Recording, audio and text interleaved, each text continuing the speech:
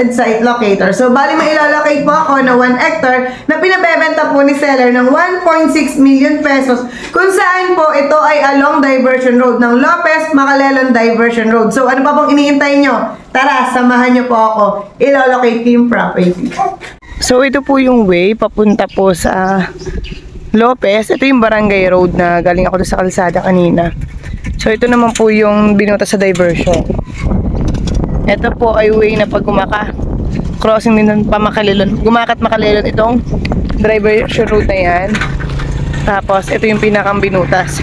So, barangay road, then ito yung diversion road. So, accessible po ang 4 wheels dito sa location natin. So, pupuntahan ko yung property mismo na kadikit po mismo ng diversion road. So, ang kagandahan dito sa location natin ay may cellphone signal, may electricity na rin and water source. Accessible sa lahat ng sasakyan. Medyo mura pa itong property kasi hindi pa cemented itong diversion. Pero once na ito ma-cemented na, for sure, mahal na naman ang lupa dito. Ayan. So, puntahan natin. Nandun, ayun na lang naman na yun, oh. So, medyo lalakad-lakadin ko na. Ang kagandaan dito, ayan, may makikita kayong mga truck. May daan dyan, may barangay road dyan mismo kung saan accessible talaga. Nagpasa na yan. Pwede natin na start na po dito. Yang may pabakod pong yan.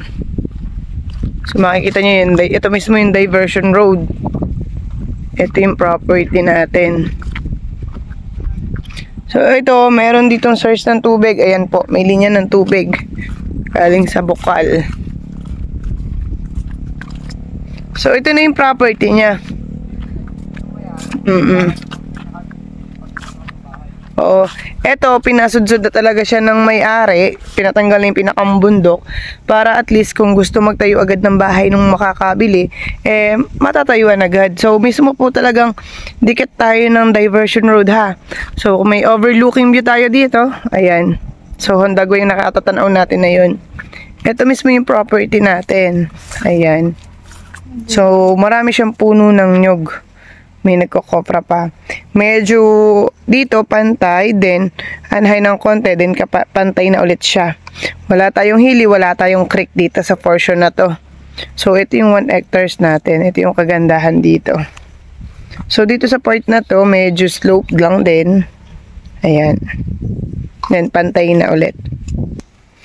So, ang kagandahan dito sa property, may sako pa tayo na sapa. Ito po ay pahaba.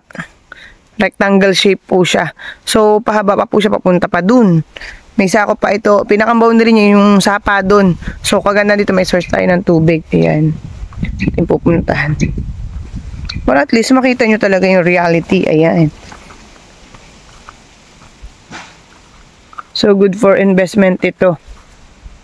At ang kagandahan dito, kababaan pa ang nyog. Ayan. So, may mga saging din siya. So, dun sa mga gustong mag-farm, ito yung magandang i-offer ko din sa inyo. Kawalan to, meron tong 250k kapuno ng nyug. Tapos pagbaba dun sa panan.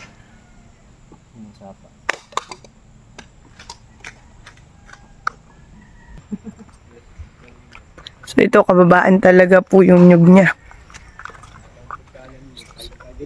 Makikita natin yung pinakang ng property. So, dun sa mga mahilig po dyan mag-farm, ayan. Eto, pagbaba mo ng sasakyan, property mo na. So, dito, maganda rin mag-alaga ng livestock. Ayan. In the future, pwede nyo siyang lote-lotehin. So, itong part naman na ito, ayan. Ito yung papunta dun sa sapa. Ayan. Medyo anahay lang siya. Hindi naman siya rolling. Ayan. Pababa siya doon. Sako pa rin natin yan. Punta tayo dito. Hanggang doon na yan sa sapa. So, medyo naambun-ambun na. Kaya, Hindi na ako bababa doon at baka mamaya abutin ako ng ulan.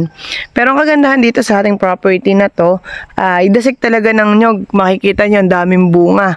At saka ang kagandahan dito talaga ay access na access yung kalsada. Malapit din tayo sa bayan ng Lopez. At ang kagandahan dito sa property ay T-City na po ito. So buhay pa po ang nasa titulo. So dun sa mga buyer ko na naghahanap ng farm lot na hindi masakit sa ulo, eto na yung pwede kong ibigay sa inyo. Kagandahan, malapit kayo sa akin, kaya pag magpapabahay kayo, kaya ko kayong deliveran ng materyales. So ano pang hinihintay nyo? Buy it now before it's too late. Dahil sabi nga ni Jaya, don't wait to buy real estate and wait. Salamat po! Farmlet ba ang hanap nyo? Na may malinis sa dokumento at hindi masakit sa ulo. So nandito na yung hinahanap nyo. Please subscribe my YouTube channel, Jaya Real Estate Property and Real Estate Property by Jaya. And please click the notification bell para updated kayo sa aking uploaded videos at laging